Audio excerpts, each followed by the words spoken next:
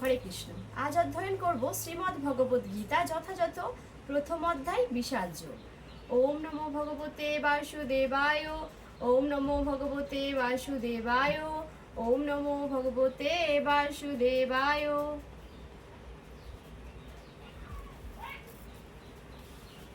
শ্লোক নম্বর 15।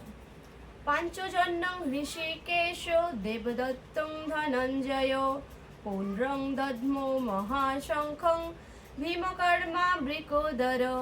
অনুবাদ: শ্রীকৃষ্ণ তার পাঞ্চজন্য নামক শঙ্খ বাজালেন, অর্জুন বাজালেন তার দেবদত্ত নামক শঙ্খ, এবং ভীমকর্মা ও অতিভোজী ভীমসেন বাজালেন পৌন্ড্র নামক তার বিশাল শঙ্খ। তাৎপর্য: শ্রীকৃষ্ণকে এই শ্লোকে ঋষিকেশ বলে উল্লেখ করা হয়েছে কারণ তিনি সমস্ত ইন্দ্রিয়ের অধীশ্বর। জীবেরা তার অবিচ্ছেদ্য অংশ, তাই জীবেদের ইন্দ্রিয়গুলিও তার ইন্দ্রিয় সমূহের অবিচ্ছেদ্য অংশ।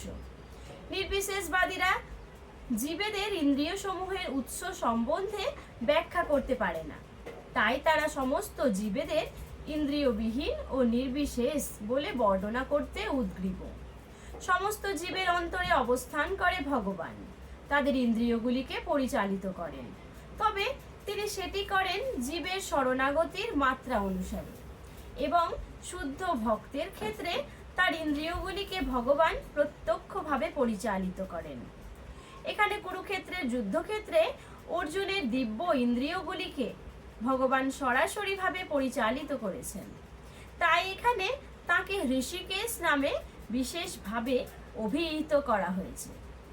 ভগবানের বিভিন্ন কার্যকলাপ অনুসারে তার ভিন্ন ভিন্ন নাম আছে।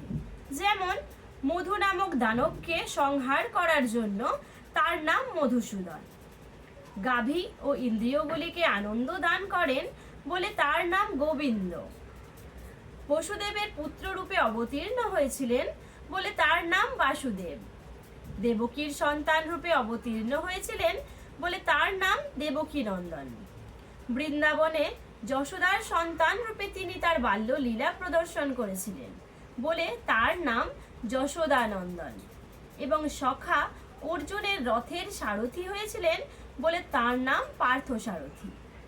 সেই রকম কুরুক্ষেত্রের রণাঙ্গনে অর্জুনকে পরিচালনা করেছিলেন বলে তার নাম ঋষিকেশ। অর্জুনকে এই শ্লোকে ধনঞ্জয় বলে অভিহিত করা হয়েছে কারণ বিভিন্ন যাগযজ্ঞের অনুষ্ঠান করার জন্য তিনি তার জ্যেষ্ঠ ভ্রাতাকে ধন সংগ্রহ করতে সাহায্য করতেন।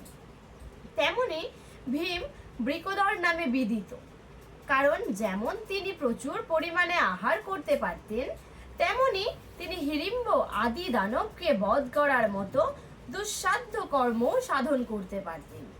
সুতরাং পাণ্ডব পক্ষে ভগবান শ্রীকৃষ্ণ সহ বিভিন্ন ব্যক্তিত্ব যখন তাদের বিশেষ ধরনের শঙ্খ বাজালেন, সেই দিব্য শঙ্খধ্বনি যুদ্ধে অংশগ্রহণকারী সৈন্যদের কাছে অত্যন্ত প্রেরণাদায়ক ছিল। অপরপক্ষে এই রকম কোনো লক্ষণ ছিল না, না ছিল সেখানে পরম নিয়ন্তা ভগবানের উপস্থিতি কিংবা সৌভাগ্যের অধিষ্ঠাত্রী লক্ষ্মী দেবী। অতএব যুদ্ধে পরাজয় তাদের জন্য পূর্বেই নির্ধারিত হয়ে গিয়েছিল, এবং এই সমস্ত শঙ্খধ্বনির মাধ্যমে সেই বার্তাই ঘোষিত হয়েছিল। হরে কৃষ্ণ। পরবর্তী শ্লোকের জন্য চোখ রাখুন কৃষ্ণপ্রিয়া পেজে।